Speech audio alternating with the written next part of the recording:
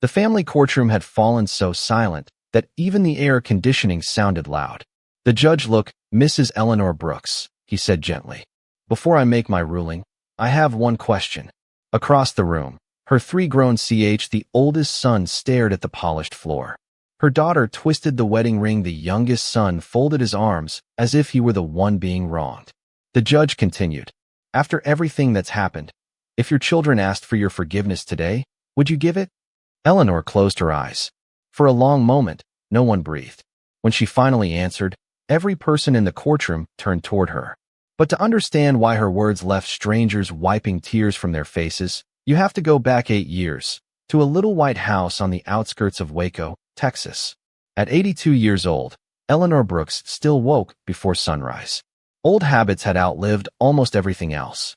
She tied her silver hair into a neat bun, slipped into her worn blue cardigan, and padded across the hardwood floor that creaked in all the familiar places. Outside, the Texas sky was just beginning to blush pink. She opened the back door and smiled at the smell of damp earth. Her garden wasn't much anymore. A few tomato vines, some rosemary, a stubborn patch of basil that refused to die, even through brutal summers. Her late husband, Walter, had built every raised bed with his own hands nearly 40 years earlier. "You plant for tomorrow," he used to tell her. "Even when tomorrow doesn't belong to you." She still talked to him while watering the vegetables. Not because she believed he could answer, because silence felt lonelier. The small white farmhouse had been there since 1978. It wasn't fancy. The paint peeled near the porch swing. The roof had been repaired more times than she could count. The kitchen cabinets still squeaked. But every corner carried a memory. The pencil marks measuring their children's heights behind the pantry door. The faded Thanksgiving photographs hanging along the hallway. Walter's old coffee mug that somehow never made it into the donation box after he passed away 6 years earlier. The house wasn't valuable because of the land. It was valuable because it held an entire lifetime. Every morning after watering the garden, Eleanor walked 3 blocks to Main Street. Everyone in town knew her. "Morning, Miss Ellie," called Frank, the mail carrier. "Beautiful day. It always is if you wake up to see it," she answered with her warm smile. At Dawson's family diner, the breakfast crowd had already gathered. The bell above the door jingled. "There's our favorite customer," shouted Linda, the waitress. "The usual? You already know. Oatmeal, 1 scrambled egg, rye toast, and black coffee." Linda winked. "You make ordering too easy." Eleanor laughed. "I've had 82 years to become predictable." The regulars chuckled from nearby booths. Someone paid for her breakfast almost every week. She never expected it. She always tried to refuse. And every time, someone insisted. "Just let us do something nice for once." Small towns remembered kindness. Eleanor had spent decades bringing casseroles to grieving families, babysitting children without charging a dime, organizing church bake sales, driving neighbors to doctor's appointments. People noticed those things, even if her own family sometimes seemed not to. Her oldest son, Michael, lived outside Dallas. At 56, he worked in commercial real estate. Success had become his identity. He owned a large house, drove luxury SUVs, measured time in meetings and profits. He called every other Sunday, usually while driving, usually for less than 10 minutes. "How you doing, Mom?" "I'm well." "Need anything?" "I've got everything I need." "Good. Love you." "You too." Click. Their conversations had become efficient, like business transactions. Her daughter, Susan, lived in Austin. She had once dreamed of becoming an artist. Life had taken different turns. Now she managed a retail store while raising 2 teenagers with her husband, Greg. She loved her mother. At least Eleanor believed she did. But love had slowly become squeezed between soccer games, work schedules, and endless notifications. Susan texted far more than she called. "Hope you're okay. Love you. Busy today. Talk soon." Talk soon sometimes meant 3 weeks. Her youngest son, David, lived closest, only 45 minutes away. He had always been Walter's shadow growing up. Funny, creative, restless. He bounced between business ideas, food trucks, construction, online sales, home remodeling. Each new dream arrived with enthusiasm. Each ended with debt. Still, Eleanor never stopped believing in him. "Mama," he'd say with that boyish grin. "This one's different." She always wanted to believe it. Sunday dinners had once filled the farmhouse with laughter. Now Thanksgiving had become the only holiday everyone attended together. Even then, someone usually left early. Michael had conference calls. Susan's kids had tournaments. David had another opportunity he couldn't miss. The dining table built by Walter suddenly felt much larger than it used to. After everyone left, Eleanor washed dishes alone. She always paused at the window overlooking the backyard. The swing still moved gently in the breeze, even when no one had sat there. One Tuesday afternoon, Eleanor climbed into the attic looking for Christmas decorations. Instead, she found an old cedar chest. Inside lay dozens of handwritten recipe cards. Some belonged to her mother, others to Walter's grandmother. Chicken fried steak with cream gravy, slow-smoked brisket, peach cobbler, chicken and dumplings, homemade biscuits that practically floated. The edges had yellowed with age. A few carried tiny grease stains, proof they'd been used. One card slipped from the stack. Walter's handwriting. For Ellie, never sell your cooking short. People don't just eat your food. They feel loved by it. She traced the faded ink with trembling fingers. Her eyes filled. Walter had always dreamed of opening a family restaurant. Life had simply gotten in the way. Mortgage, children, college tuition, hospital bills. Dreams often lost to responsibilities. She carefully returned every recipe except Walter's note. That one stayed in her cardigan pocket. The phone rang Thursday evening. Michael. His voice sounded strained. Mom, are you sitting down? She smiled. You only ask that when something's wrong. There have been some changes at work. He explained that a major investment project had collapsed. Several partners had backed out. His finances were suddenly tied up. Temporary, he insisted. Just temporary. I'll figure it out. Of course you will. I hate even mentioning it. You don't have to explain. She meant it. He was still her little boy, no matter how expensive his suits had become. The following week, Susan visited unexpectedly. She looked exhausted. Dark circles beneath her eyes. She tried smiling. It didn't quite reach her face. Greg had lost his job. Medical bills from their oldest son's recent surgery were piling up. Credit cards were nearly maxed out. I didn't want to tell you. You just did. Susan burst into tears. I'm supposed to be taking care of you, not the other way around. Eleanor wrapped both arms around her daughter. Sometimes grown children forgot that mothers never stopped being mothers. David arrived 2 days later. His pickup truck sounded worse than ever.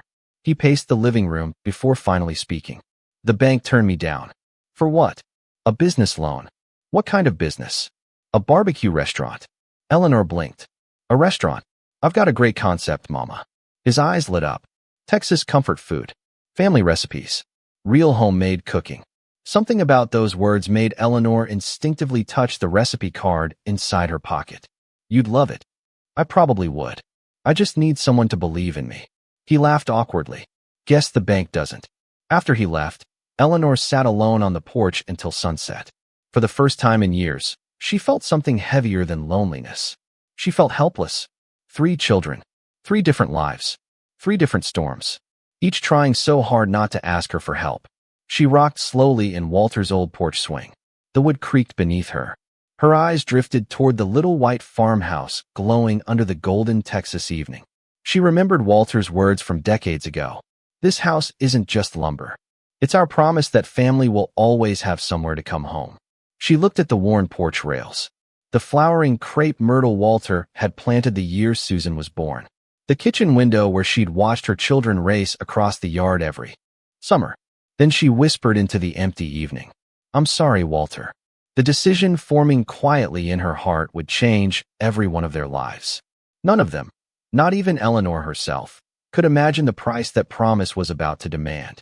3 weeks later, the for sale sign appeared in front of the little white farmhouse. And everyone in town noticed.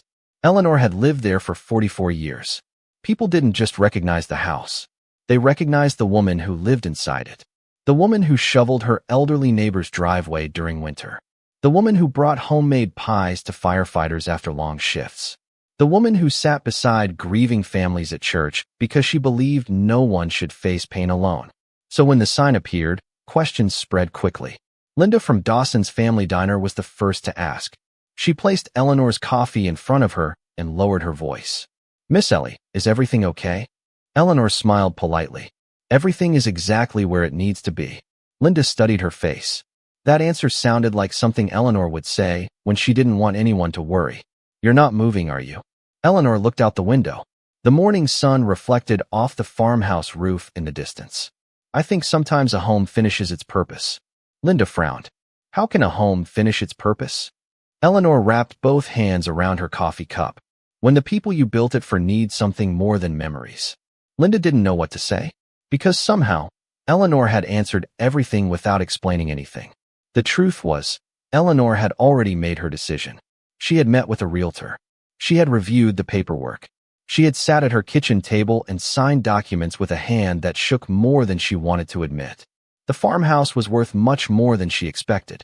Property values around Waco had increased dramatically. The land that once seemed like an ordinary piece of Texas countryside had become valuable, very valuable, enough to change the lives of her children. That was all she needed. She didn't think about herself. She didn't think about where she would go. Mothers rarely did. They thought about the people they loved, even when those people had stopped needing them. Michael came to visit first. When he saw the for sale sign, his face changed. Mom. Eleanor opened the door. Hello, sweetheart. He looked past her toward the living room. The old furniture. The family photos. The place where he learned to walk. You actually did it? She smiled. I did. Why? The question hurt more than anger would have. Because he wasn't asking why she sold the house.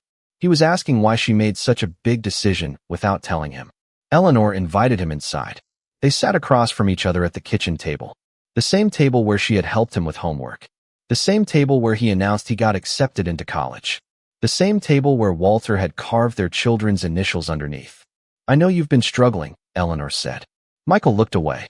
Mom, that's not your responsibility. I know. You don't understand. Things are complicated. I understand more than you think. He rubbed his forehead. I don't want your house. Eleanor smiled sadly. You don't want the house. You need what the house can provide. Silence filled the Michael didn't argue. Because he knew she was right. When Susan arrived, she cried before she even stepped inside. She hugged her mother tightly. You shouldn't have to do this. ELE, sweetheart, I'm not losing something. Susan pulled away.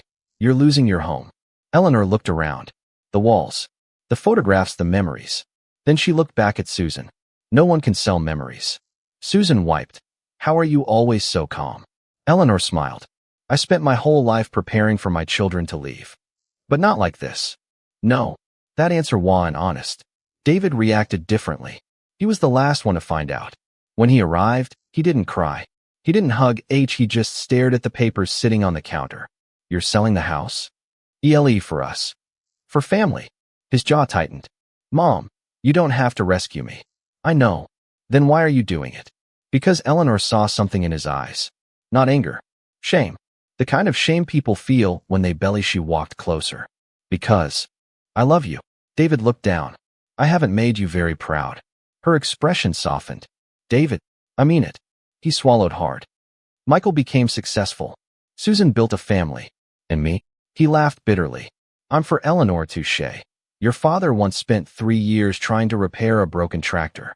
So, it never worked. David looked confused. Then why did he keep fixing it? Because he wasn't fixing the tractor. She smiled. He was reminding himself that giving up wasn't who he was. David looked away. But Eleanor saw his eyes becoming wet. The house sold quickly.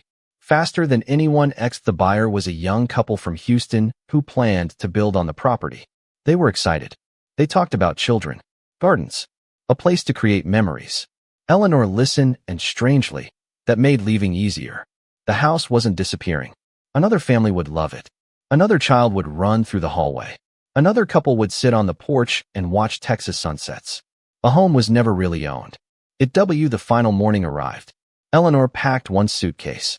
That was all she took. Clothes. A few photographs. Walter's recipe cards. And the old coffee mug.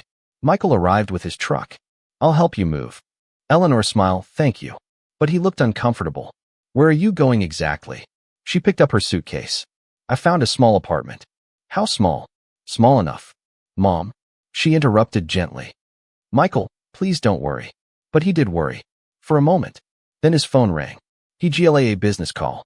The moment disappeared. I have to take this. Eleanor nodded. Of course. She watched him walk outside. A few minutes later, he returned. I'll call you later. I know you will. He hugged her quickly. Too quickly. Then he drove away. Susan came next. She brought flowers. A beautiful bouquet of yellow roses. These are your favorite. They are. Susan held back tears. I hate that you're leaving. Eleanor touched her cheek. You have your family. You are my family. Then don't let distance change that. Susan promised she wouldn't. She promised she'd visit. She promised they'd talk. Eleanor believed her. Because mothers survive. By believing. David arrived last. He helped load the last box into his truck. For a while, neither of them spoke. Finally, he said, I'm sorry. Eleanor looked at him. For what? For needing you so much. Yes, you were never a burden. David nodded slowly. Then he noticed something. The recipe cards in her hand. You kept Dad's, of course. He smiled faintly. I still think that restaurant idea could work. Eleanor looked at him carefully. You do? Yeah. Then he laughed. Probably because I know good food. A tiny spark appeared in Eleanor's eyes. A spark she hadn't felt in years. Maybe you do. That evening, Eleanor walked through the empty farmhouse one final time. The rooms echoed. The wah, but she wasn't afraid. She stood in the kitchen. The place where thousands of meals had been made. The PL. She placed her hand on the counter. Goodbye, old friend. Then she turned off the lights. Outside, the Texas sky stretched endlessly above her. She thought she was walking away from everything she had built. She didn't know she was actually walking toward something far greater. Something that would make the same children who left her behind one day stand in disbelief. Because hidden inside an old box of family recipes was an idea, a dream, and a secret Eleanor had never shared with anyone. A secret that would eventually transform her from a forgotten widow living alone into the woman behind one of Texas's most successful family restaurant chains. Eleanor Brooks hated the word starting over. At 82 years old, she believed starting over was something people did when they had nothing left. And she had plenty left. She had memories. She had faith. She had stories. She had the recipes Walter's family had passed down for generations. But as she unlocked the door to her new apartment for the first time, she realized something she had never admitted out loud. She was scared. The apartment was clean, comfortable, safe, but it wasn't home. The walls were painted a plain beige.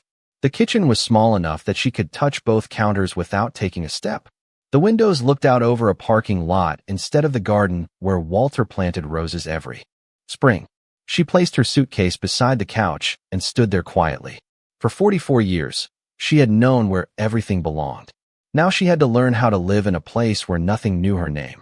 She set Walter's old coffee mug on the kitchen counter. Then she placed the recipe box beside it. The only two things she refused to leave behind. Well, she whispered, I guess it's just you and me. The apartment was silent. But for the first time in weeks, she allowed herself to admit something. She missed the farmhouse.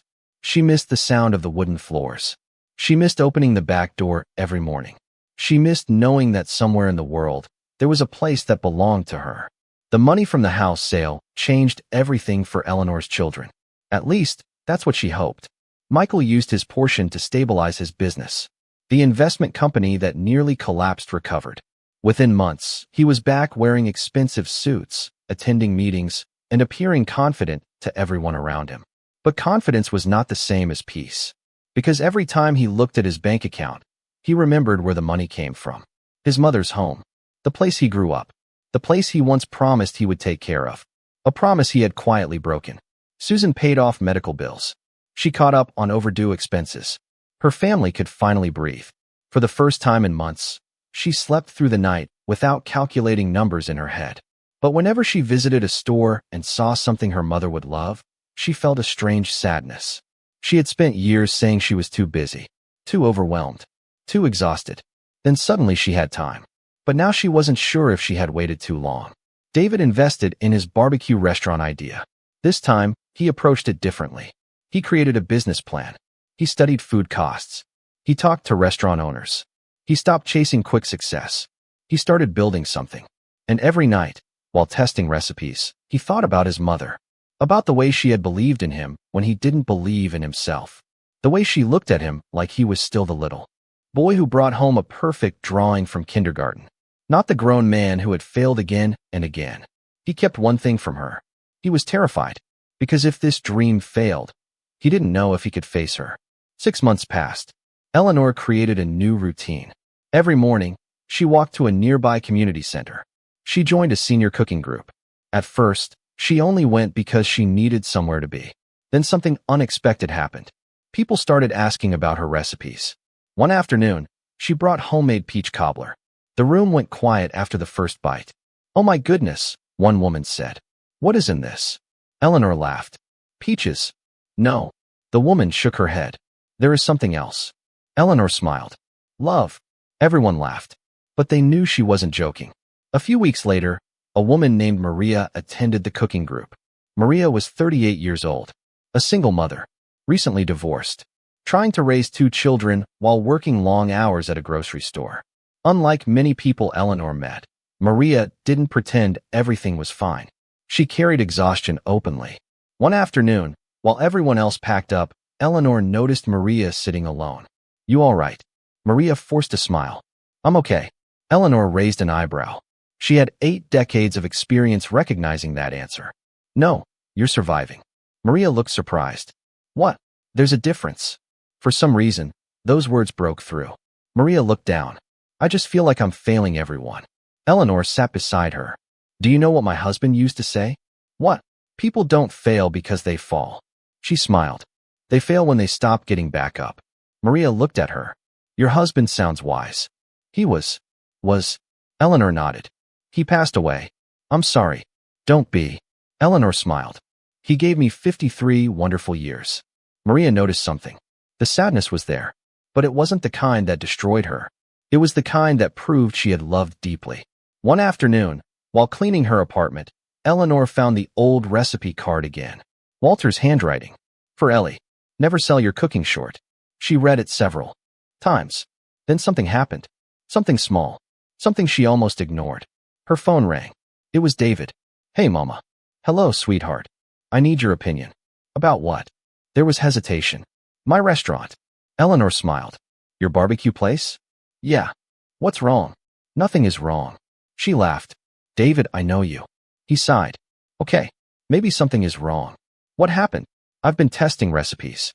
People like the food. But something's missing." "What do you mean?" "I don't know." He paused. "Your cooking always had something different." Eleanor looked at Walter's recipe card. "What did your father always say?" David laughed softly. "That food isn't about filling stomachs. It's about making people feel at home." Eleanor smiled. "Exactly." They talked for another hour. About flavors. About memories. About customers. About family. When the call ended, Eleanor sat quietly. A strange feeling settled over her. Not sadness. Not loneliness. Possibility. The next morning, Eleanor woke up before sunrise. But this time, she didn't water a garden. She opened the recipe box. She spread the cards across her kitchen table. Chicken fried steak. Smoked brisket. Biscuits. Pies. Sauces. Recipes written by generations of people who believed food carried stories. She took out a notebook. At the top of the first page, she wrote, "Brooks Family Kitchen," then she stopped. She stared at the words and laughed at herself. What am I doing? She was 82 years old. She lived alone. She had no restaurant experience, no investors, no business degree. The idea seemed impossible. Then she remembered something. Walter repairing that broken tractor. 3 years. Hundreds of failed attempts. Everyone told him to quit. But he never did. Because he wasn't fixing a tractor. He was proving something about himself. Eleanor closed the notebook, then opened it again. She wrote one more sentence. A recipe can feed one person. A story can feed generations. 2 months later, something unexpected happened. A local food festival announced they were looking for family recipes from the community. The winner would receive a small business grant and a chance to showcase their food. At a major Texas event, when Maria saw the announcement, she immediately thought of Eleanor. "You have to enter." Eleanor laughed. "Absolutely not." "Why not?" "Because I am not a contestant." Maria crossed her arms. "Miss Ellie." "What?" "You just spent 20 minutes explaining why my life isn't over because I'm afraid." Eleanor smiled. And now you're doing the exact same thing." Eleanor opened her mouth, then closed it. Maria had a point. A very annoying point. The day of the festival arrived. Hundreds of people filled the park. The smell of barbecue filled the Texas air. Families walked between booths. Children ran through the grass. Music played from a small stage. Eleanor stood behind a simple table with a handwritten sign. Brooks Family Recipes, no fancy decorations. No marketing. No business cards. Just food. And a lifetime of memories. At first, people walked past. Then one person stopped. That smells incredible. Eleanor smiled. Thank you. Another person came. Then another. Soon, a line began forming. People tasted her brisket, her cobbler, her biscuits, and one by one, they reacted the same way. This tastes like my grandmother's kitchen. I haven't had food like this in years. This reminds me of home. Eleanor looked around. For the first time since leaving the farmhouse, she didn't feel like something had ended. She felt like something had begun. But she didn't know that among the crowd watching her that afternoon was someone who would soon change everything. A restaurant investor from Dallas. A man who had spent 30 years searching for authentic Texas family recipes. And when he tasted Eleanor's food, he made a phone call that would set her life on a completely different path. The man standing near Eleanor's booth did not look like someone searching for a life-changing discovery. He looked like everyone else at the festival. A baseball cap, a plain button-down shirt, a paper cup of sweet tea in one hand. He had spent the last 20 minutes watching people walk away from Eleanor's table with smiles on their faces. Not polite smiles. Real ones. The kind that reached their eyes. His name was Thomas Whitaker, and he had built his career understanding one simple truth. People could recognize something genuine. After 30 years in the restaurant industry, Thomas had seen every trend come and go. Restaurants with expensive designs, celebrity chefs, complicated menus with ingredients nobody could pronounce. But the places people returned to were always the same. They were places where customers felt remembered, where the food carried a story, where walking through the door felt like coming home. And standing in front of Eleanor Brooks' booth, he felt something he hadn't felt in years. Curiosity. Excuse me, Thomas said. Eleanor looked up from arranging slices of peach cobbler. Yes. I've been watching your booth. She smiled. I hope that's a good thing. It is. He glanced at the handwritten sign. Brooks Family Recipes? Yes. How long have you been cooking? Eleanor laughed softly. That depends. On what? Whether you're asking how long I've been cooking professionally or how long I've been feeding people. Thomas smiled. What's the difference? About 60 years. He laughed. I believe that. She handed him a small sample. Try the cobbler. Thomas took one bite, then another, and for a moment, he said nothing. Eleanor watched his expression carefully. She had learned long ago that silence after tasting food usually meant one of two things. Either someone hated it, or they were trying to understand why it reminded them of something they had forgotten. Thomas looked down at the dessert. My grandmother made something like this. Eleanor smiled. Then she must have been a good woman. She was. What was her secret? Thomas looked surprised. Her secret? Everyone has one. He thought for a moment. She never measured anything. Eleanor laughed. Neither did my husband. Your husband cooked?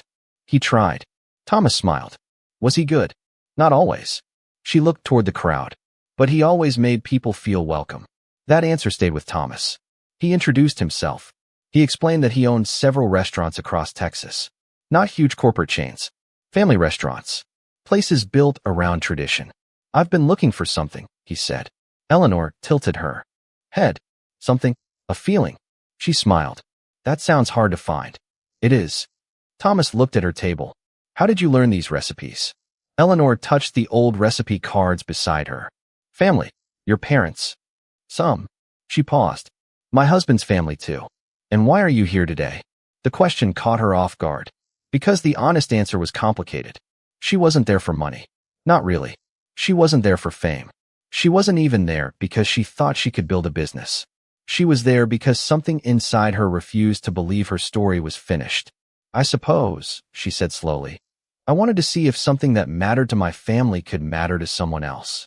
Thomas nodded. Then he reached into his pocket and handed her a business card.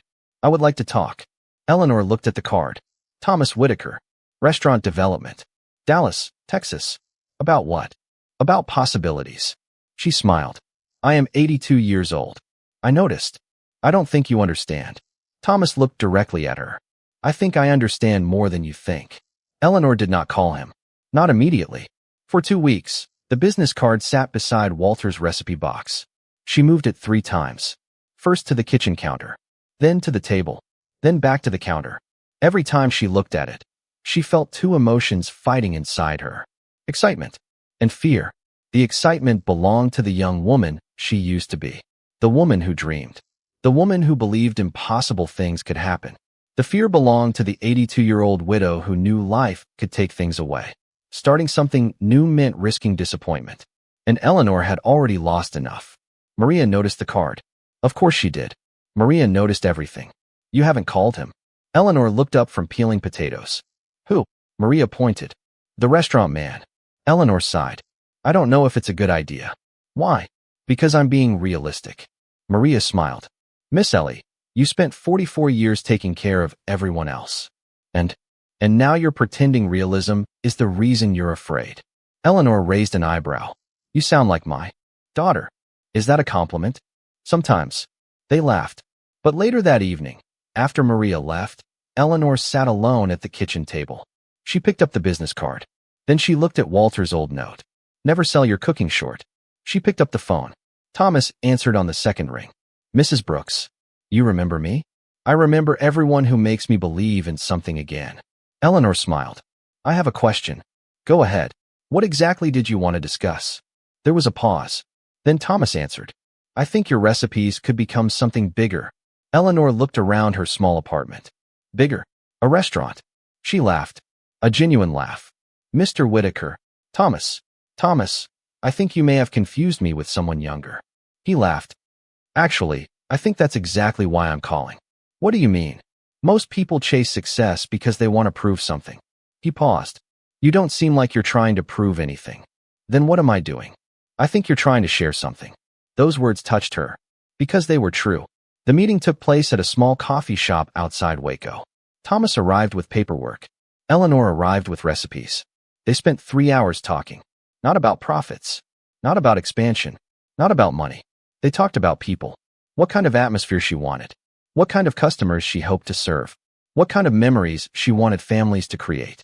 I don't want people rushing through meals, Eleanor said. I want them to sit. Thomas listened carefully. I want grandparents to bring grandchildren. Families celebrating birthdays. People having conversations instead of staring at phones. Thomas nodded. You're not building a restaurant. Eleanor smiled. What am I building? A place people belong. But when Thomas finally showed her the numbers, reality returned. The location, the equipment, the employees, the permits, the cost. Eleanor stared at the pages. This is a lot. It is. I don't have experience running a restaurant. No. I don't have a business degree. No. She looked at him. Then why are you sitting here? Thomas leaned forward. Because every successful restaurant starts with something you cannot teach. What? Authenticity. He pointed at the recipe cards. You already have what most people spend millions trying to create. Eleanor looked down. For a moment, she imagined Walter sitting across from her. She imagined him smiling, telling her she was thinking too much. 3 months later, the first location opened. They called it Brooks Family Kitchen. It was small, only 30 seats. A simple wooden sign outside. A kitchen that smelled like home. The first morning, Eleanor stood behind the counter wearing an apron. Not because she had to, because she wanted to. Maria worked beside her. Thomas handled the business side. And David helped whenever he could. When the first customer walked in, Eleanor smiled. Welcome. The customer looked around. Is this new? Yes. How long have you been cooking? Eleanor laughed. Most of my life. The customer smiled. Then I think I came to the right place. The restaurant grew slowly. Then quickly. A local newspaper wrote an article about the elderly Texas widow who built a restaurant from family recipes. Then another publication shared her story. Then more people came. Not because of advertising. Because they wanted to meet Eleanor. The woman who proved that dreams did not have expiration dates. Within a year, Brooks Family Kitchen had become one of the most talked about family restaurants in Central Texas. But while strangers celebrated Eleanor's success, her own children remained mostly unaware. Michael was busy rebuilding his career. Susan was raising her family. David was focused on his own restaurant plans. They knew their mother was doing well, but they had no idea how well. They had no idea that the woman they thought needed saving was building an empire. 2 years after the first restaurant opened, Thomas placed a folder on Eleanor's desk. She looked at it. What is this? Expansion plans. She shook her head. Already. People are asking for locations all over Texas. Eleanor smiled. I only wanted one restaurant. Thomas smiled back. You didn't build one restaurant. What did I build? He looked through the glass window at the crowded dining room, at families laughing, at children sharing desserts, at elderly couples holding hands, at strangers becoming regular customers. You build a place where people remember what family feels like. Eleanor looked around, and for the first time in many years, she felt proud. Not because of the money, not because of success, but because something she thought she lost had come back. Purpose. Then, one afternoon, she received a phone call. A familiar voice. Her oldest son. Michael. Mom. Hello, sweetheart. There was hesitation. Is it true? Eleanor sat down. Is what true? I saw an article. Silence. The restaurant. Eleanor looked out at the dining room. I suppose. Michael's voice changed. You own Brooks' family kitchen? She didn't answer. Because she already knew. The secret was no longer a secret. And soon, her 3 children would discover something they never expected. Their mother had not fallen after losing the family home. She had built something far greater. And the money they received years earlier was only the beginning of the story. Michael Brooks sat alone in his office, staring at the newspaper article on his computer screen. He had read it 7 times. Not because he couldn't understand the words. Because he couldn't believe them.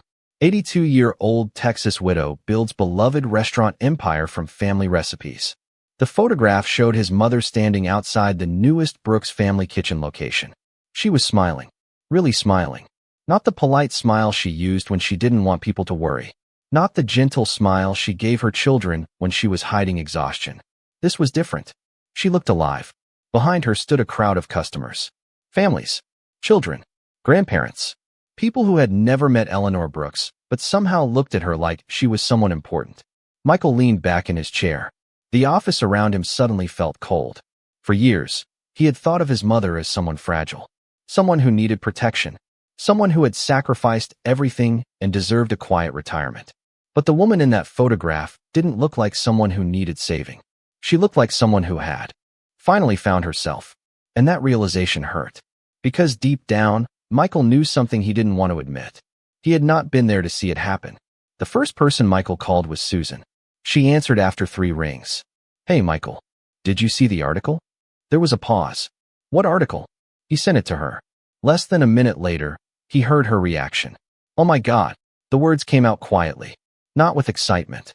With shock. She owns all of this? I think so.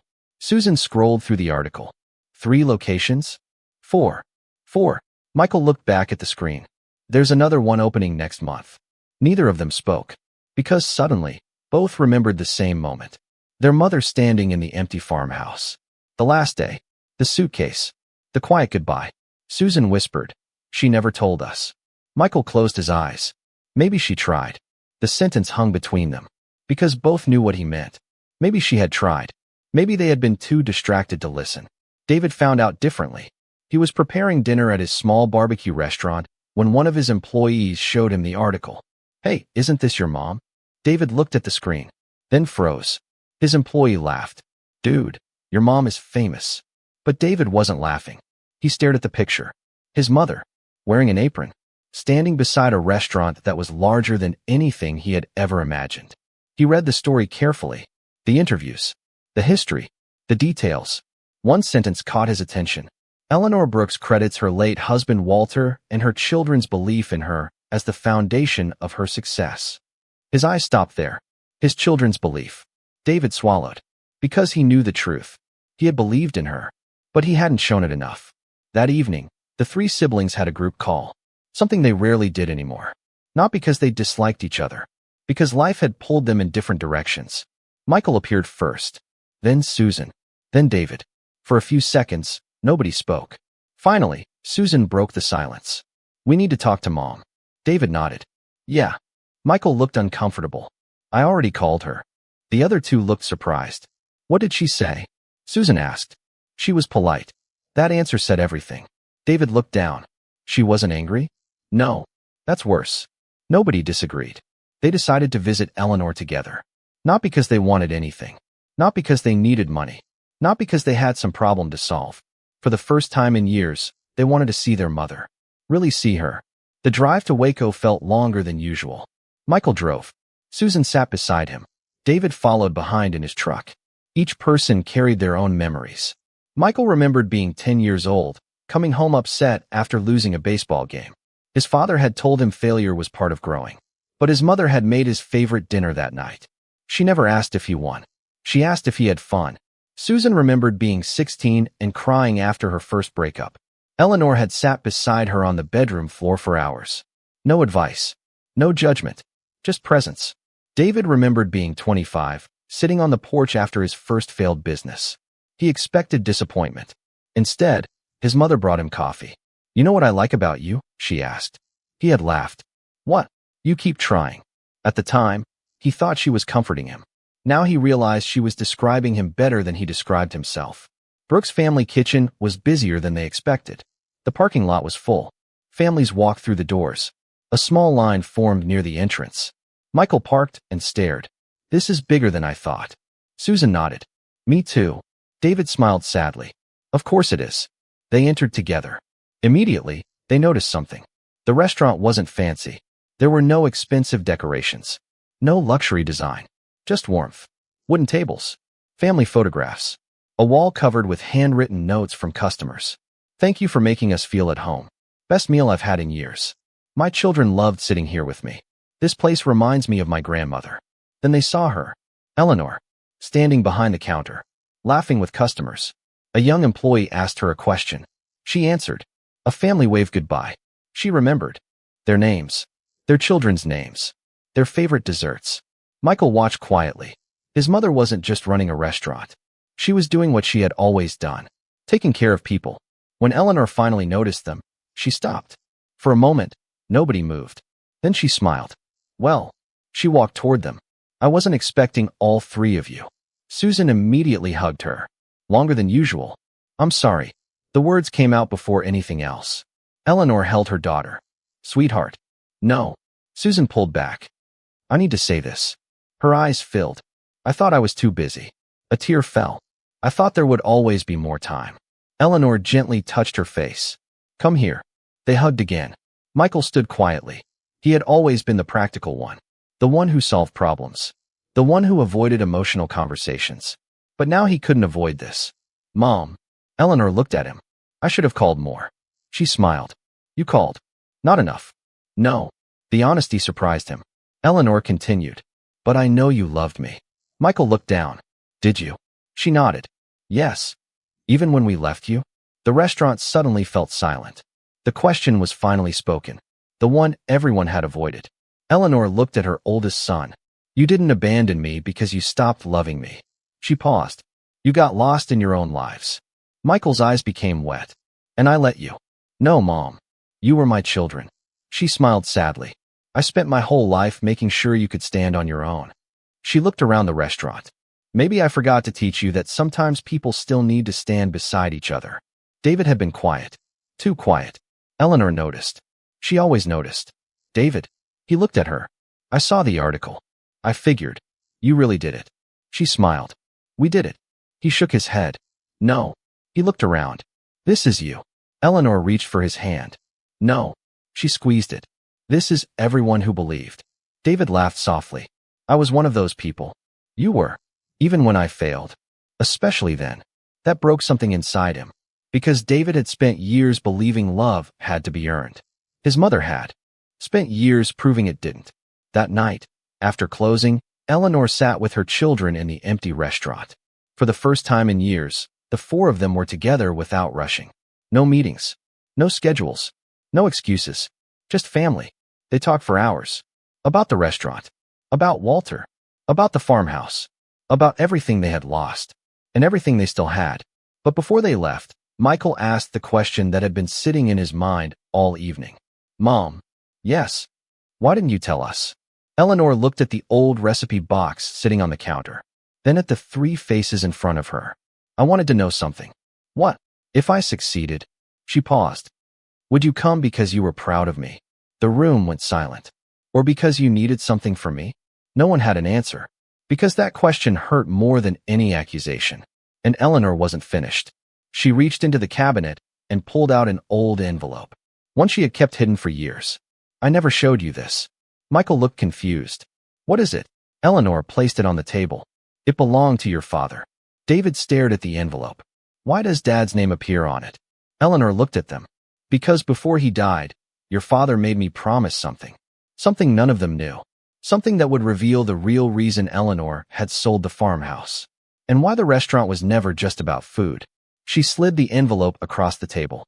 Your father knew something about our family that I never told you. Michael slowly opened it. Inside was a handwritten letter. The first line changed everything. To my children, if your mother ever decides to build the dream we abandoned. The three siblings looked at each other. And for the first time, they realized their mother's journey had started long before they thought. It started with a promise made decades ago. Michael stared at the first line of the letter for several seconds.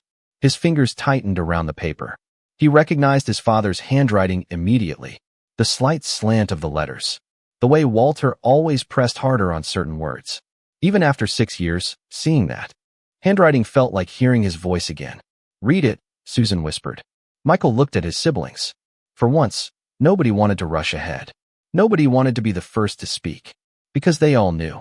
Whatever was inside that envelope mattered. He unfolded the letter carefully. My children, if you are reading this, it means your mother has done something I always knew she was capable of. She has created something beautiful. Michael stopped. He looked at Eleanor. She sat quietly across from them. Not nervous. Not afraid. Almost as if she had been waiting years for this moment. He continued. Your mother has spent her entire life believing that love means giving. She gives her time. She gives her energy. She gives pieces of herself without asking for anything in return. Sometimes I worried the world would take advantage of that kindness. But then I remembered something important. Kind people are not weak. They are strong enough to keep loving even after disappointment. Susan covered her mouth. David looked down. Michael continued reading. Before we got married, Eleanor had a dream. She wanted to open a restaurant. Not just any restaurant. A place where people who felt forgotten could walk through the door and feel like family. The room became still. Michael glanced at his mother. You had this dream before us? Eleanor smiled faintly. Before any of you. She had never told them that part. Not because she wanted to hide it. Because life simply became louder. When Michael was born, the dream waited. When Susan came along, the dream waited. When David arrived, the dream waited.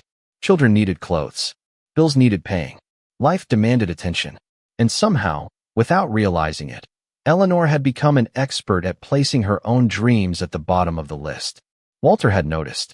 He always noticed. Michael kept reading. I watched your mother put her dreams aside because she wanted to give you three a better life. She never complained. Not once.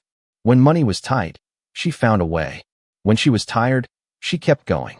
When she wanted something for herself, she convinced herself someone else needed it more. Michael lowered the letter. His eyes were already filled with regret, because suddenly he remembered things he had forgotten. His mother wearing the same winter coat for 10 years. His mother skipping vacations. His mother saying she wasn't hungry when there wasn't enough food left. Things children notice when they are young, and somehow forget when they become adults. Keep reading, Eleanor said softly. Michael looked surprised. You knew? She nodded. Your father wrote it the week before he passed away. Why didn't you show us? Eleanor looked toward the window. Because it wasn't my story to tell. That answer hurt. Because it sounded exactly like her. Always protecting everyone else's feelings.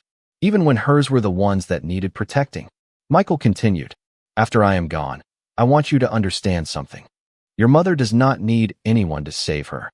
She needs someone to believe in her. There is a difference. David closed his eyes. Those words hit him hardest.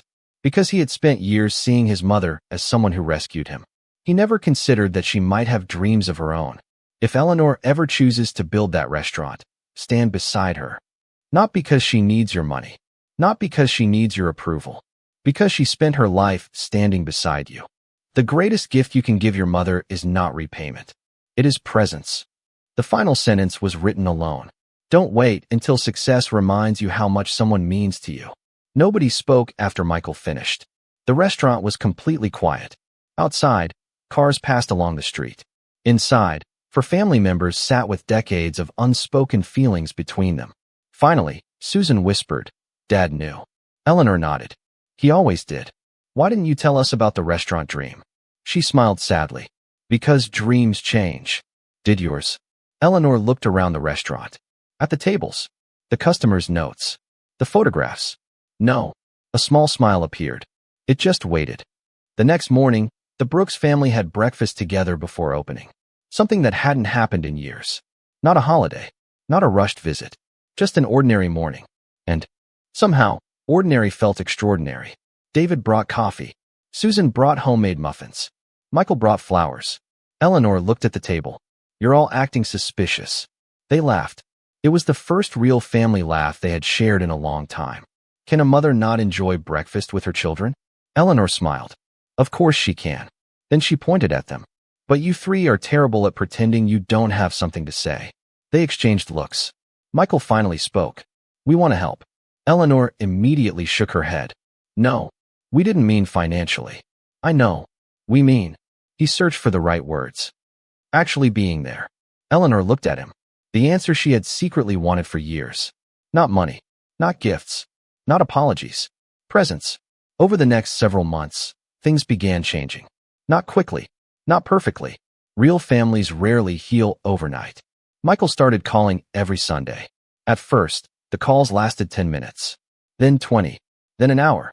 Sometimes they talked about important things. Sometimes they talked about nothing. And Eleanor loved both. Susan began visiting regularly. She brought her children. For the first time, her grandchildren learned the stories behind the recipes. They heard about Walter. They heard about the farmhouse. They heard about the years their grandmother spent building a life around love. David became more involved with Brooks' family kitchen. He spent weekends learning from Eleanor. Not just recipes. Business. Leadership. Patience. The things he had always rushed past. One evening, while preparing barbecue sauce, he said, You know what's funny? What? I spent my whole life trying to prove I could build something. Eleanor stirred the sauce. And now I realize I was already part of something. She smiled. That's a good thing to realize. But success brought new challenges. As Brooks' family kitchen expanded, more people wanted to invest. More companies wanted partnerships. More opportunities appeared. And not every opportunity was right. Thomas warned Eleanor. Growing too fast can destroy what made you special. She nodded. I know. Most owners don't. She looked through the restaurant window. A grandfather helping his granddaughter cut a pancake. A couple celebrating an anniversary. A mother laughing with her children. This place can't become just a business. Thomas smiled. That's why I trust you. Then one afternoon, a major offer arrived. A national restaurant group wanted to buy Brooks' family kitchen. The number was enormous. More money than Eleanor had ever imagined. More than enough for retirement. More than enough for her children. More than enough to secure generations of wealth. Michael thought she should consider it. It's a serious offer, Mom. Susan agreed. You could finally relax. David was quieter. He understood something the others didn't.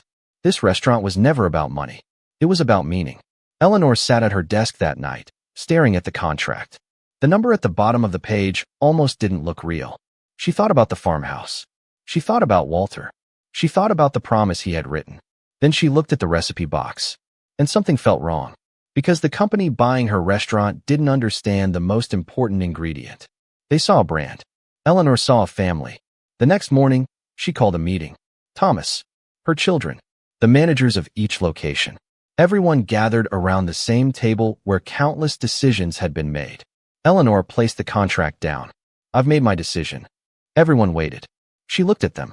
I am not selling. Michael nodded slowly. I had a feeling. Susan smiled. David looked relieved. But Eleanor wasn't finished. There is something else. She opened a folder. Inside were documents. Legal papers. Ownership plans. Everyone became curious. What is that? Thomas asked. Eleanor looked at her children. For years, this restaurant was my dream. She paused. But dreams are not meant to be kept by one person. Michael frowned. Mom. She pushed the folder across the table. I want to change everything. Nobody understood. Until they read the first page. And then they realized Eleanor had made a decision that would affect not only her children, but everyone who worked at Brooks' family kitchen. Because Eleanor Brooks was about to reveal a plan that would turn her family restaurant into something completely different. Something no one expected. Something that would create a conflict she never saw coming. The room remained silent as Michael read the documents again. Then again, as if the words might somehow change. They didn't. He looked up at his mother. Mom. Eleanor folded her hands on the table. Yes. This says you're creating an employee ownership program. She nodded. I am. Susan looked confused. Meaning? Eleanor smiled gently. Meaning the people who helped build this restaurant will own a piece of it. David looked at the papers. Employees. Yes. Thomas leaned back in his chair. For the first time in months, he looked surprised. That is a very unusual move. Eleanor smiled. Maybe. Most restaurant owners sell, expand, or keep everything within the family. She looked through the window toward the dining room, where cooks prepared meals, where servers carried plates, where customers laughed. Those people are my family too. Nobody argued, because that was always who Eleanor had been. She didn't measure family by blood. She measured it by love.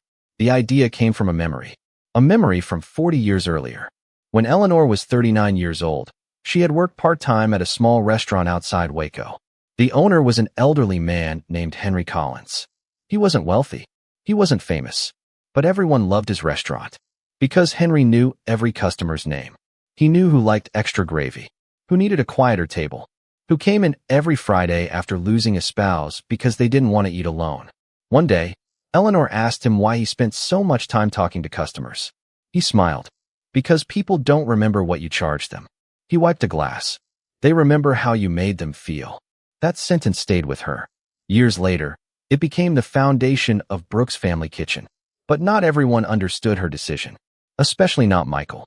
After the meeting, he followed her into the office. Mom. She turned. Yes. Can we talk? She smiled. Of course. He closed the door. I support you. But, he sighed. You know me too well. She laughed softly. I do. Michael looked at the papers. I just worry. About what?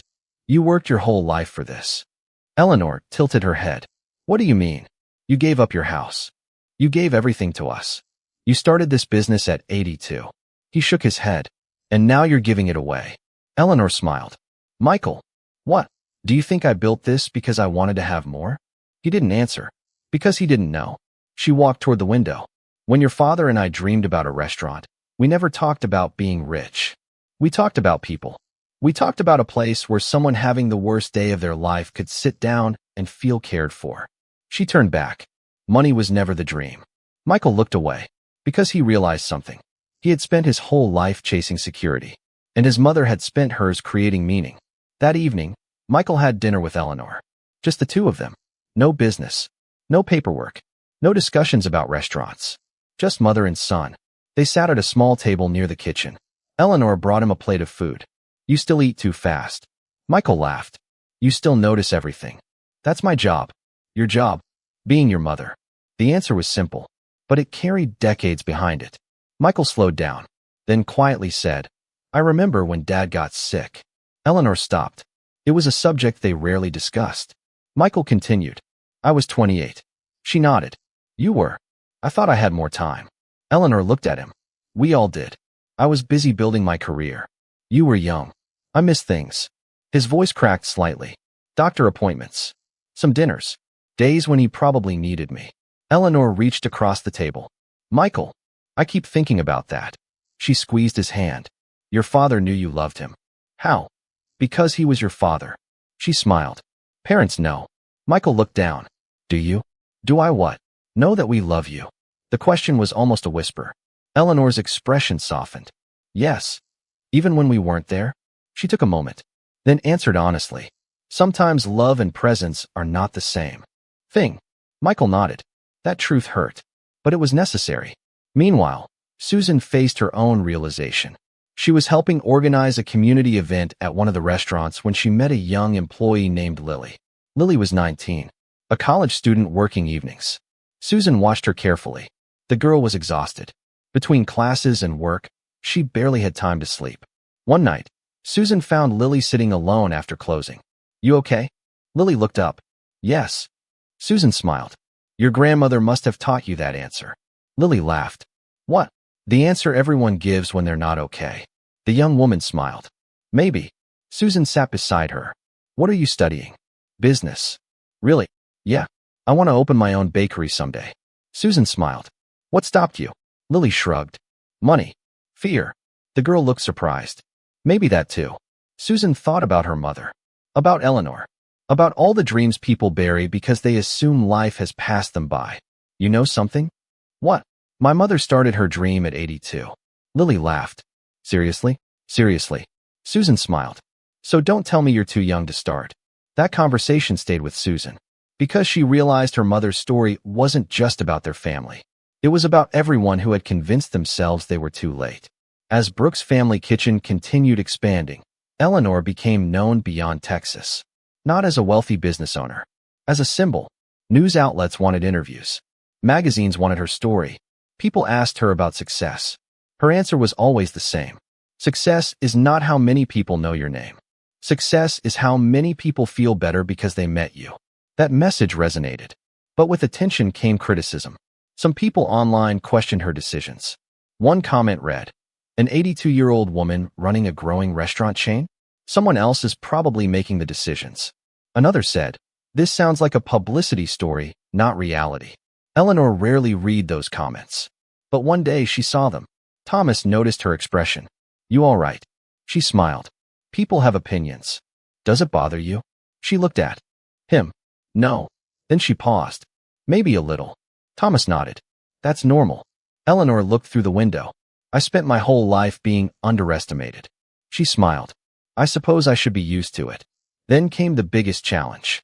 A major investor group contacted Thomas again. This time, they didn't want to buy Brooks' family kitchen. They wanted a partner. They offered resources, national expansion, hundreds of locations. The kind of opportunity that could make Eleanor's company one of the biggest restaurant brands in America. Everyone was excited, except Eleanor. During the meeting, she asked one question. "What happens when a customer walks into one of our restaurants?" The investors looked confused. "What do you mean? What do they feel?" One man smiled. "They'll experience consistent quality." Eleanor nodded. "That's the answer I was afraid of." Thomas noticed. "Why?" "Because they talked about quality." She looked around. But nobody talked about people. That night, Eleanor couldn't sleep. She walked to the kitchen, opened the recipe box. Read Walter's note again. "Never sell your cooking short." She touched the words. Then whispered, "Did I make it too big, Walter?" For the first time since starting the restaurant, doubt entered her heart. Not because she feared failure, because she feared losing the reason she succeeded. The next morning, she made a decision. A decision that shocked everyone. She called Thomas. "We need to stop expanding." A long pause. "Are you sure?" "Yes." "But Eleanor, I would rather have 10 restaurants that feel like home." She looked at the sunrise outside her window. "Then 100 restaurants that feel empty." Thomas understood, but others would not, especially her children. Because when she told them her decision, they reacted in a way she never expected. And for the first time since they reunited, the Brooks family faced a disagreement that threatened to pull them apart again. The disagreement started with a simple sentence. And somehow, that sentence changed everything. "We need to slow down." Eleanor said it calmly during the family meeting. But the reaction around the table was immediate. Michael leaned back in his chair. Susan looked surprised. David stopped writing notes. Thomas remained silent. Because he already knew. This wasn't just a business decision. This was Eleanor protecting something much deeper. "Mom," Michael said carefully, "I understand what you're trying to do." Eleanor nodded. "Do you?" He hesitated. That hesitation told her enough. Michael continued. "The offer from the investors is huge. I know. Expansion could create thousands of jobs. I know. It could make Brooks' family kitchen a national name." Eleanor looked at him. "Would that make it better?" Michael paused. "Not necessarily." "Then what would make it better?" Nobody answered. Because the answer was difficult. They had all learned how to measure success. Revenue, growth, numbers, recognition. But Eleanor measured success differently. David spoke next. "Mom, I understand your concern." Eleanor looked at him. "But," he sighed, "but I also understand opportunity." He looked at the documents. "When I was trying to start my own business, I would have given anything for a chance like this. I know. People don't get opportunities like this twice." Eleanor smiled sadly. "That's true. Then why walk away?" She looked at him. "Because not every open door leads somewhere you want to go." David had heard those words before. From his father. From his mother. But now he understood they applied to success too. Susan remained quiet. Eleanor noticed. "What are you thinking?" Susan looked down. "I don't know." "That means you do." Susan smiled slightly. You always do that. Do what? Make people tell the truth. Eleanor laughed. Susan took a breath. I think both sides are right. Everyone looked at her. Growth can help people. She glanced toward the restaurant floor. More locations mean more employees.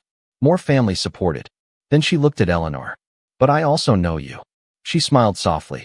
You would rather close a restaurant than let it lose its soul. Eleanor reached across the table and held her daughter's hand. Thank you. That evening, Michael stayed behind. He found his mother sitting alone in the restaurant. The lights were dim. Chairs were placed upside down on tables. The smell of fresh bread still lingered. You knew this conversation would happen. Eleanor looked up. Yes. And you were ready. I've been thinking about it for weeks. Michael sat across from her. You know what I realized? What? I spent my whole life thinking you were afraid of change. Eleanor smiled. And now I think you understand change better than anyone. She looked surprised. Michael continued. You aren't afraid of growing. You are afraid of forgetting. Those words stayed between them. Because he was right. The following weeks were difficult.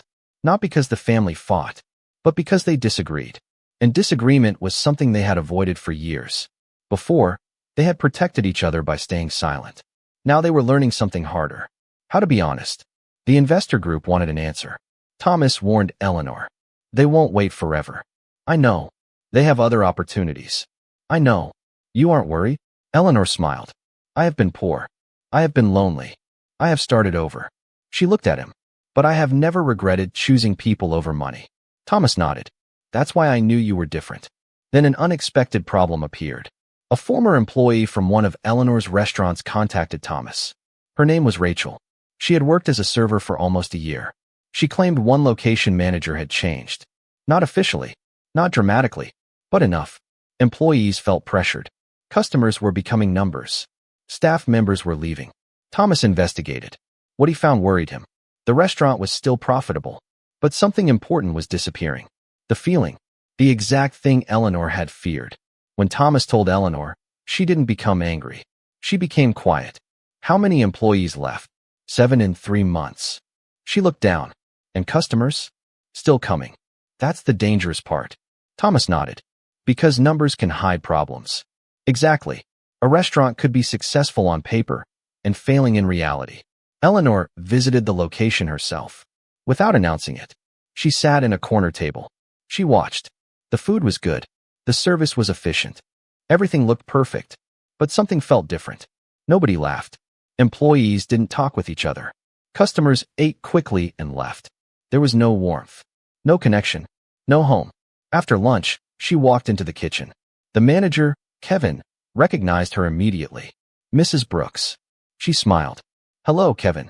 He looked nervous. I wasn't expecting you. I know. She looked around. How are things? Great. She smiled. That's good. A pause. Then she asked, Are they? Kevin froze. What? Are things really great? He looked away. And Eleanor knew. Later, she spoke privately with employees. Not as an owner. As a person. She listened. A young cook named Marcus told her. We used to feel like this place belonged to everyone. What changed? He shrugged. Growth. That single word hurt. Because growth had been the dream. But now it was becoming the problem. That night, Eleanor gathered her children. She told them what she found. Michael looked frustrated. I thought we were careful. We were. Then how did this happen? Because success brings new challenges. David nodded. You were right. Eleanor looked at him. I'm not trying to be right. I know. He smiled. That's the problem. She laughed. The family made a new plan. Before any expansion. Before any new locations. They would rebuild the foundation. They created leadership training. They brought employees into decision-making. They started monthly family-style dinners where staff could speak openly. And slowly, something changed. The laughter returned. The connection returned. The feeling returned. Months later, Eleanor received a letter. Not an email. Not a message. A handwritten letter. From an elderly woman named Margaret. She had visited Brooks' family kitchen once. The letter said, Dear Mrs. Brooks, I don't know if you remember me. I came into your restaurant last winter. I was sitting alone because my husband had passed away 6 months earlier. Your waitress noticed I was crying and brought me dessert. She sat with me for 10 minutes. That small kindness changed my entire week. I just wanted you to know that whatever you are building is working. People feel it. Eleanor read the letter twice. Then she placed it beside Walter's note. But that same week, another letter arrived. This one was different. It came from an attorney. The envelope carried a name Eleanor hadn't seen in decades. A name connected to Walter's past. A name that made her hands shake. Because inside the envelope was information about something Walter had kept secret. A business decision he had made before he died. A decision that could change the future of Brooks' family kitchen and reveal that Eleanor's success was built on a foundation far more complicated than anyone knew. Eleanor held the envelope for almost 10 minutes before opening it. She sat alone in her office after closing time. The restaurant lights were off. The chairs were stacked. The familiar sounds of laughter and conversation had disappeared for the night. But the envelope on her desk brought back a sound she hadn't heard in years. Walter's voice.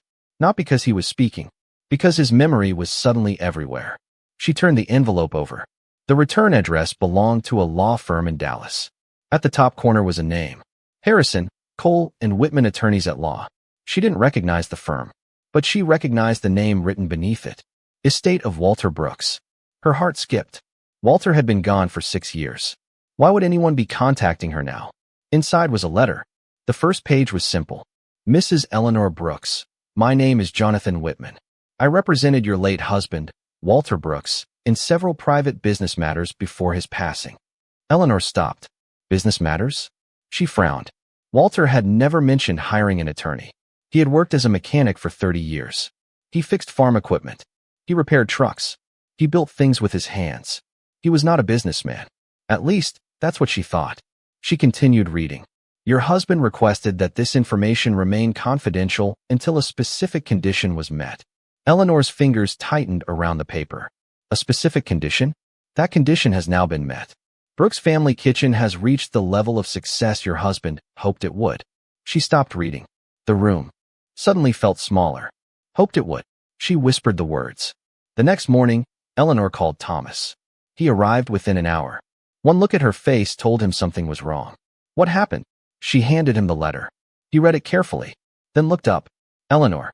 I know. No, I mean. He looked confused. This says Walter had business interests connected to the restaurant industry. I never knew. Are you sure? She looked at him. Thomas, I was married to that man for 53 years. Her voice softened. I knew when he was pretending to like a Christmas gift. I knew when he was worried but didn't want to say it. I knew when he was hiding pain. She looked at the letter. But I didn't know this. The attorney, Jonathan Whitman, agreed to meet that afternoon. He arrived at Brooks' family kitchen carrying a leather briefcase. He was in his late 60s. Professional. Calm. But when he saw Eleanor, his expression softened. Mrs. Brooks. Mr. Whitman. Please call me Jonathan. She nodded. Why didn't I know about this? Jonathan took a seat. Because Walter wanted it that way. Why? He looked down. Because he knew you. Eleanor frowned. What does that mean? He knew if you discovered the information too soon, you would use it for your children. She became quiet. Because that sounded exactly like Walter. Jonathan continued. Your husband spent his entire life watching you give everything away. He wanted something to be yours. He opened his briefcase. Inside were old documents, business records, contracts, photographs, and one small envelope. Eleanor immediately recognized the handwriting. Walter, that's another letter? Jonathan nodded. He wrote several. Why? Because he knew he might not be there to explain everything himself. Eleanor looked away. The thought still hurt. Even after 6 years. Especially after 6 years. Jonathan explained. 30 years earlier, before Michael was born, Walter had invested a small amount of money into a local family restaurant. The restaurant wasn't famous. It wasn't large. But Walter believed in the owner, a young chef named Robert Martinez. Together, they developed a barbecue sauce recipe, a recipe that became surprisingly popular. Over time, the business grew. Walter never wanted to own a restaurant. He wanted stability, a future, something he could leave behind. When Robert eventually sold his company, Walter received a small ownership share, a share he quietly invested over the years. The money grew, slowly, patiently, just like Walter. Eleanor stared at the documents. How much? Jonathan hesitated. What? The value. He looked at her. Approximately. She nodded. He gave her the number. She went silent. It was more money than she had ever imagined. More than the farmhouse. More than the restaurant. More than anything she had ever personally owned. Thomas looked shocked. Eleanor. But she wasn't thinking about money. She was thinking about Walter. The man who spent his entire life fixing broken things. The man who never bought expensive clothes. The man who drove the same truck for 20 years. The man who secretly built something for her future. Jonathan handed her the final letter. This is what your husband wanted you to read. Eleanor opened it slowly. The paper was old. The ink slightly faded. My Ellie. She immediately covered her mouth. Walter always called her that. If you are reading this, I hope it means you finally did something for yourself. Her eyes filled. I know you. I know you will probably want to give this away. A small laugh escaped her. Because he was right. You will think the children need it more. You will think others deserve it more. But Ellie, please understand something. Taking care of yourself is not selfish. A tree cannot provide shade forever if nobody takes care of its roots. She stopped. The tears came now. Not painful tears. The kind that come when someone says exactly what your heart needed to hear. I watched you sacrifice your dreams for our family. I was proud of you. But I also wanted you to know the woman I married before she became a mother. The woman who laughed too loudly. The woman who danced in the kitchen. The woman who dreamed about owning a restaurant. She is still there. Eleanor pressed the letter against her chest. Promise me one thing. Do not use this money to fix everyone's problems. Use it to build something that reminds you who you are. And if our children ever stand beside you, let it be because they love you, not because they need what you have. I love you forever. Walter. For a long time, nobody spoke. Then Eleanor whispered. He knew. Thomas nodded. He knew everything. No. She looked at the letter. He knew me. That evening, Eleanor called her children. All three arrived within hours. They knew something serious had happened. When they entered the restaurant, they saw their mother sitting at the same table where they had read Walter's first letter. Michael looked worried. Mom. Eleanor placed the documents on the table. I found something. They listened as she explained. The investment. The ownership. The money. The secret. When she finished, nobody spoke. Then David finally said, Dad knew you were going to build this. Eleanor shook her head. No. He smiled sadly. He hoped. Michael looked at the documents. Mom. She looked at him. What? You could have been wealthy all these years. Eleanor smiled. Money was never the thing I wanted. Susan touched the papers. Why didn't Dad tell us? Eleanor looked at the letter. Because he knew we would focus on the money. Nobody argued. Because he would have been right. But the biggest surprise came from Jonathan. Before leaving, he gave Eleanor another document. What is this? Something Walter requested. She opened it. Her expression changed. What? Michael noticed. What does it say? Eleanor slowly read the page. Then she looked at her children. I don't understand. What?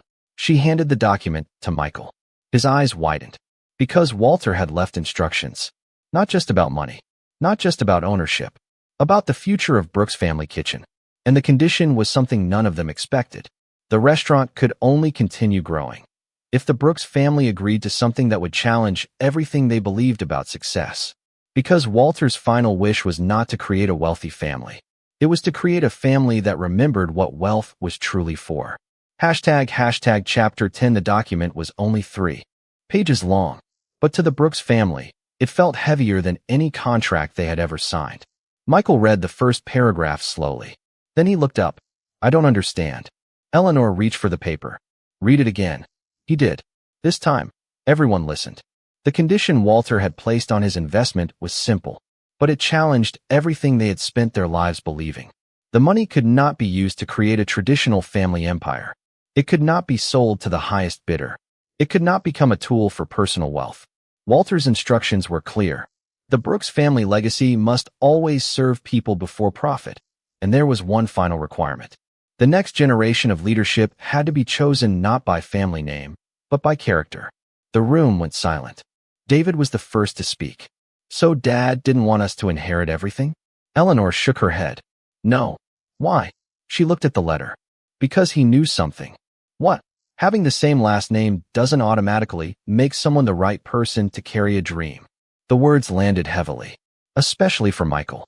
Because he understood what his father was saying. Success was not inherited. Responsibility was earned. For years, Michael had believed his role in the family was obvious. He was the oldest, the most successful, the one who knew business, the one who solved problems. But now he wondered if he had confused achievement with wisdom. He looked at his mother. "Did Dad ever talk to you about this?" Eleanor shook her head. "No, not even once." "No." She smiled sadly. "Your father was very good at keeping secrets." David laughed quietly. "Yeah. He hid an entire business investment." Susan smiled. "And apparently his feelings too." For a moment, they laughed. A real family laugh. The kind they hadn't shared in years. But beneath it was a difficult truth. Walter's final wish wasn't just about the restaurant. It was about them. The following weeks became a time of reflection. The family had to decide what Brooks Family Kitchen would become. Not financially, emotionally. They held meetings with employees. Not executives. Not investors. Everyone. Cooks. Servers. Managers. Cleaning staff. People who had been there from the beginning. Eleanor wanted to hear their thoughts. One evening, Marcus, the young cook who had spoken honestly about losing the restaurant's warmth, raised his hand. "I have a question." Eleanor smiled. "Go ahead. If this becomes bigger, how do we make sure people at the top still remember people at the bottom?" Nobody spoke, because it was the question everyone was thinking. Eleanor looked around the room, then answered, "By making sure there is no bottom." The employees looked at her. "We are all responsible for what this place becomes." That became the foundation of the new Brooks Family Kitchen. Not just a restaurant, a community. They created programs to help employees continue education. They offered leadership opportunities. They created a mentorship system where experienced workers trained new employees. And something unexpected happened. People stayed. Employees who had planned to leave decided to build their futures there. Customers noticed. Because people can feel when a place is cared for. But the biggest challenge came from Michael. Not because he disagreed. Because he had to change. Thomas noticed it before anyone else. "You are different." Michael looked up from the financial reports. "Different how?" "You used to look at numbers first. And now? Now you ask how decisions affect people." Michael smiled slightly. "My mother changed me." Thomas nodded. "She usually does that to people." Michael laughed, then became quiet. "I spent years thinking success meant making sure my family never struggled."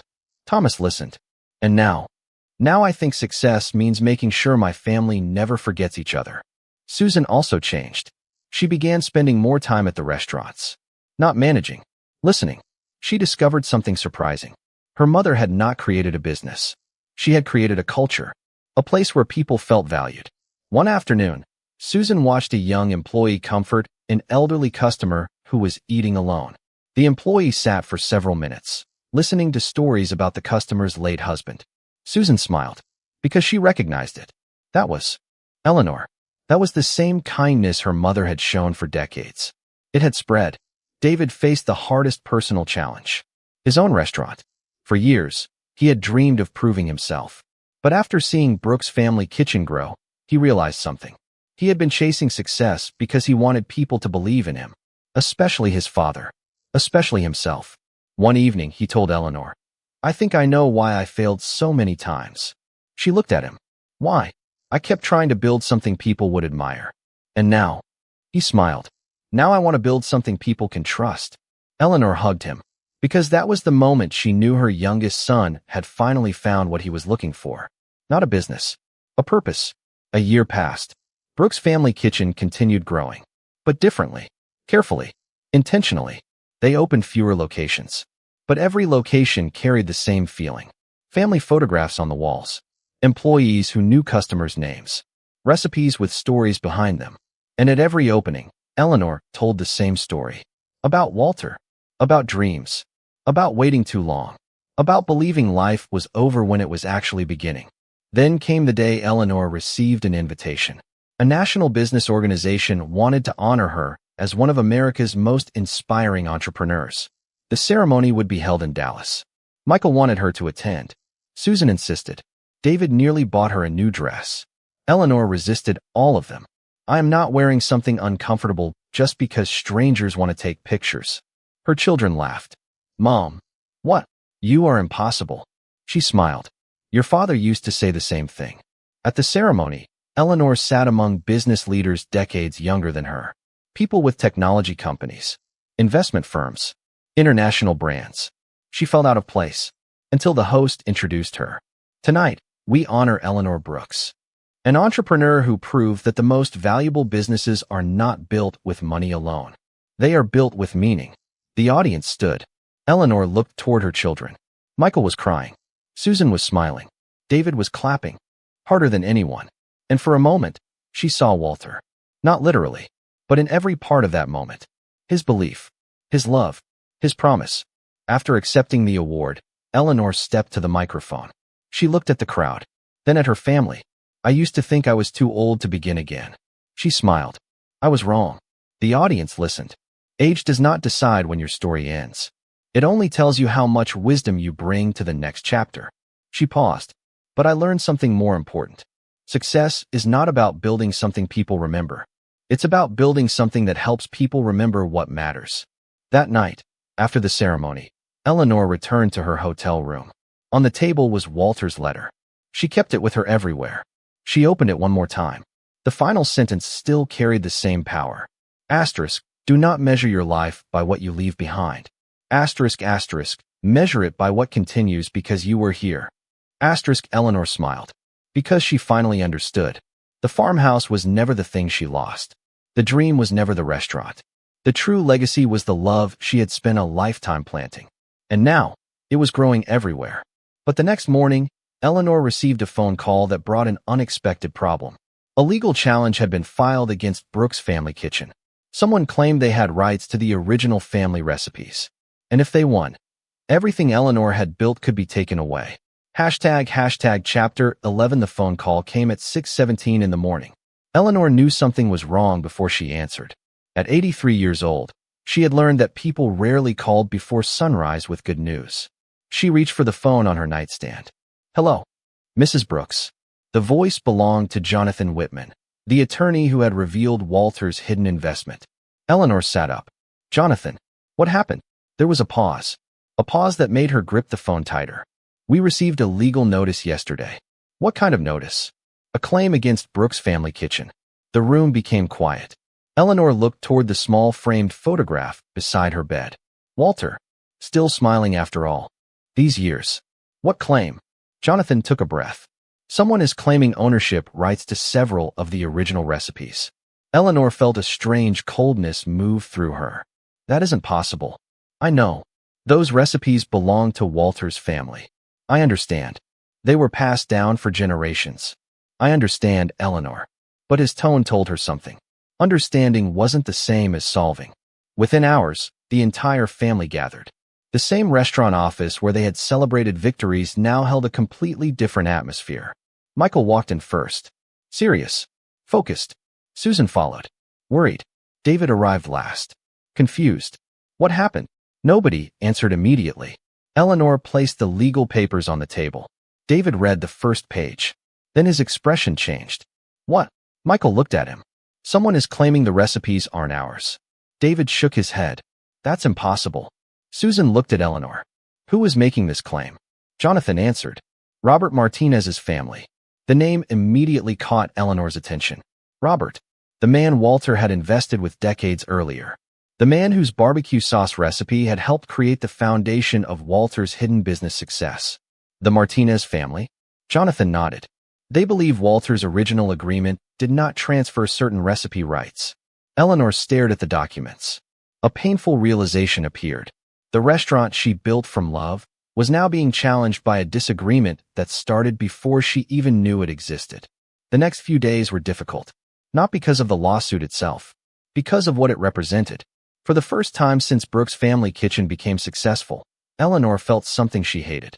Fear. Not fear of losing money. Not fear of losing the business. Fear of losing the story. The recipes were not just instructions. They were memories. Walter making sauce in their tiny kitchen. Their children sitting at the counter waiting for samples. Family gatherings. Holiday dinners. A lifetime of moments written into simple cards. How could someone claim ownership over memories? The attorneys reviewed every document Walter had left, every contract, every agreement, every note. But the situation was complicated. The original business arrangement was decades old.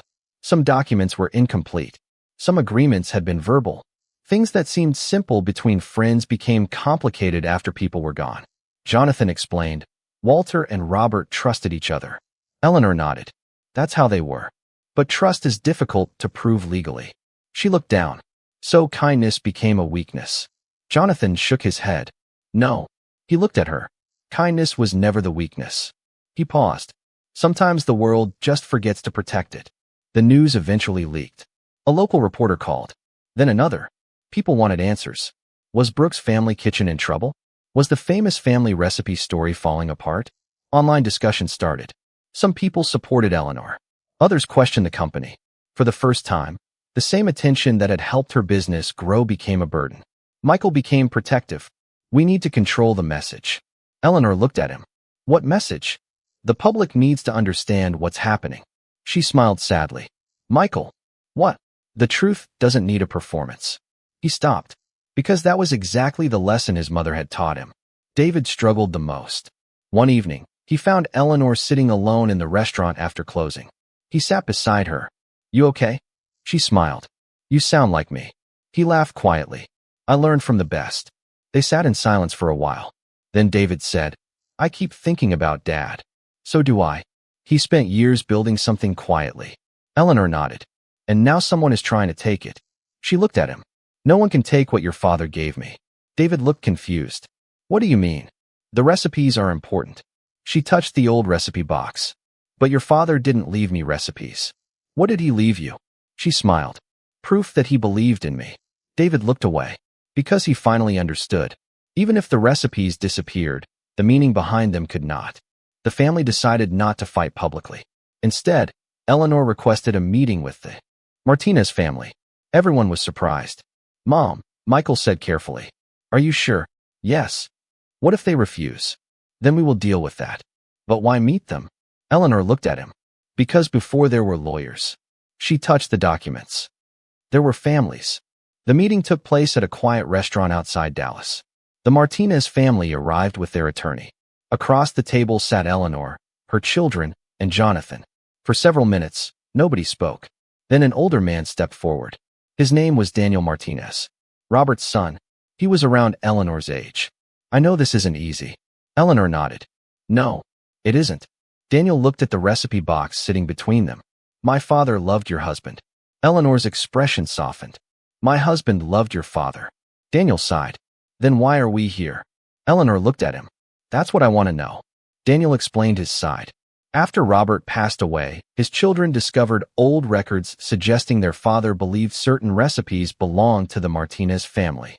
They weren't trying to destroy Brooks' family kitchen. They believed they were protecting their father's legacy. Eleanor listened carefully. Not once did she interrupt. Not once did she become defensive. When Daniel finished, she asked, Can I show you something? She opened the recipe box. Inside were the original cards. The faded handwriting. The stains. The notes. She pulled out one card. This was written by my husband's grandmother. Then another. This was written by my mother. Then another. This was written by your father. Daniel looked surprised. Eleanor continued. Maybe the mistake we made was believing these belonged to one family. She looked at him. Maybe they belonged to everyone who carried them forward. The room became quiet. Because no one expected that answer. Not the attorneys. Not the children. Not even Daniel. You would say that? Eleanor nodded. Because food was never meant to divide people. She smiled. It was meant to bring them together. The meeting did not immediately solve everything. Legal issues remained. Documents still needed review. But something changed. The conversation became human again. The Martinez family agreed to pause the lawsuit while both sides searched for a solution. A solution based not on winning, but understanding. Weeks passed. The attorneys discovered something hidden in Walter's records. A small handwritten agreement between Walter and Robert. Not a legal contract. A promise. The document was simple. It said, these recipes belong to the families who protect them, the cooks who honor them, and the people who gather around the table. Both men had signed it. Years earlier. Before anyone imagined lawyers would ever become involved. Before anyone imagined the recipes would become valuable. Before anyone knew what they were creating. When Jonathan showed Eleanor the document, tears filled her eyes. Why didn't Walter tell me? Jonathan smiled. Because he probably thought you already understood. She touched the paper. And she did. The final decision was announced publicly. The Martinez family and Brooks family kitchen created a partnership. The recipes would remain protected, not owned by one person, preserved by both families. A legacy shared, a friendship remembered, a promise kept. Months later, Eleanor stood outside the newest Brooks family kitchen location. This one was different. Above the entrance was a small plaque. It read, "Built from family, sustained by love, shared with everyone." Asterisk, asterisk, her children stood beside her. Michael, Susan, David. 3 people who once thought they had lost their mother. 3 people who finally understood they had been given something far greater. Not an inheritance, a lesson. That evening, Eleanor returned home. She placed Walter's letter beside the recipe box. Then she looked at the old photograph of their family. She smiled. "Well, Walter, you were right." She touched the picture. The tree is still growing. But Eleanor did not know that her story was not finished.